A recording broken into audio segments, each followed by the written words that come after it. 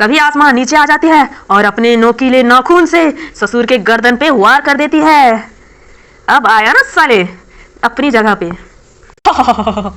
और खुद भी ससुर के पास लेट जाती है। उनके पराये मर्द के साथ भाग जाने के बाद सूरज दूसरी शादी करता है, जिसके कारण सूरज बहुत ही ज्यादा खुश होता है। जब सूरज की दूसरी पत्नी आसमा लोटे में पैर मारकर अंदर जाती है, तभी वो चावल खून से लाल लाल हो जाता है, जिसे देख रामविलास के तो होश ही उड़ जाते हैं। फिर आधी रात को जब सब सोया हुआ रहता है, तभी आसमा शालिनी के फोटो के सामने गुस्से में दीवार को खरोचने लगती है। अरे बहू, ये तू क्या कर रही है इतनी रात को? तुझे नींद नहीं आ रहा है क्या? फिर भी आसमा अपनी सास की बात सुनकर भी अनसुना करते हुए दीवार को खरोचना नहीं छोड़ती। फिर उसकी सास उसके पास जाती है। लाल लाल डरावना सा चेहरा वाली नई दुल्हन अपने बड़े और नोकीले नाखून से अपनी सास की गर्दन पे वार कर देती है। मजा आया ना ससुमा मजा आया ना ससुमा, अब पहुंची ना सही जगह पे। सुबह होते ही सूरज सूरज सूरज देख बेटा क्या हो गया,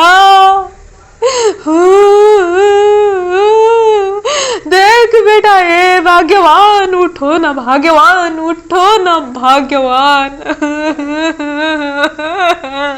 सूरज और आसमा अपने पिता की ऐसी चीख सुनकर दौड़ते हुए आ जाते हैं और अपनी माँ को मृत देख सूरज का तो दुख का कोई ठिकाना ही नहीं रहता। सूरज भी रोने लगता है, मगर किसी तरह आसमा सूरज को संभालती है।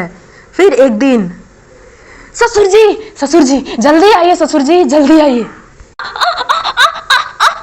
ससुर जी आइए जल्दी आइए। बहू, ये तुझे क्या हो रहा है?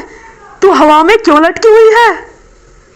तभी आसमा नीचे आ जाती है और अपने नोकीले नाखून से ससुर के गर्दन पे वार कर देती है। अब आया ना साले अपनी जगह पे और खुद भी ससुर के पास लेट जाती है।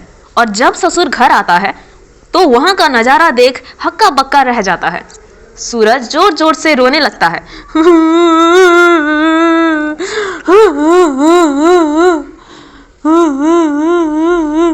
फिर सूरज बेहोश पड़ी आसमा को उठाता है।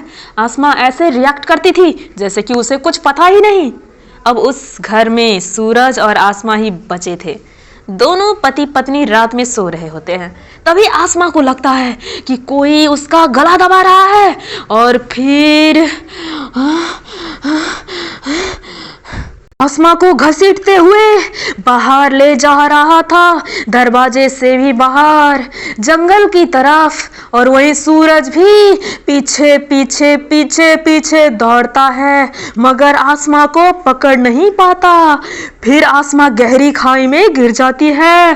किसी तरह हिम्मत करके सूरज आसमा को खाई से बाहर निकालता है तो आसमा देखती है कि उसके पैर में कुछ चिपका हुआ है। जब आसमा झाड़ती है अपने पैर को तो वो देखती है कि वो कोई और नहीं बल्कि सूरज की ही पहली पत्नी शालिनी थी। सूरज, सूरज, शालिनी का लाश यहाँ तुम्हारे जमीन पे कैसे? तुमने तो बोला था कि शालिनी किसी मर्द के साथ में भाग गई है, फिर ये क्या है? अब सूरज शालिनी का मौत का राज छुपा नहीं पाया। मैंने, माँ ने और पापा ने मिलकर मारा है शालिनी को कि सारी प्रॉपर्टी को हड़पने के लिए। उसको मारकर हमने अपने जमीन में दफना दिया और किसी को पता भी नहीं चलने दिया। अब साले जा और पुलिस को अपना सच्चाई कबूल कर। सूरज ने पुलिस के सामने में अपना जुल्म कबूल किया। उसके बाद पुलिस ने सूरज को अरेस्ट कर लिया। 20 साल का जेल हुआ उसे। अब हुआ मेरा बदला पूरा, अब हुआ मेरा बदला पूरा।